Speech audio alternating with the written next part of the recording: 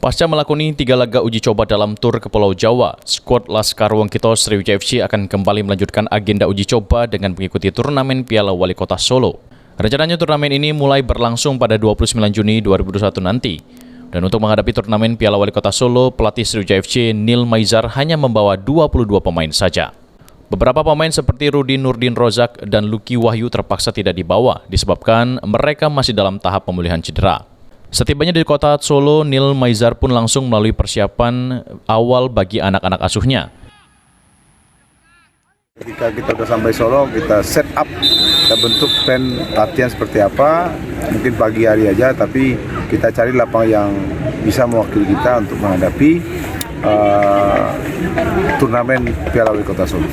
Mungkin bisa dijelaskan berapa banyak pemain yang mau dibawa rencananya? Kalau rencana pemain kita bawa 22, ya 22 staf pelatih kita bawa semuanya. Terus nanti kita diskusikan beberapa di official. Mudah-mudahan pemain-pemain. Pada laga perdana Piala Wali Kota Solo, skuad Laskar Wongkito langsung dijadwalkan menghadapi Rans Cilegon FC milik Raffi Ahmad pada Rabu tanggal 30 Juni 2021 mendatang.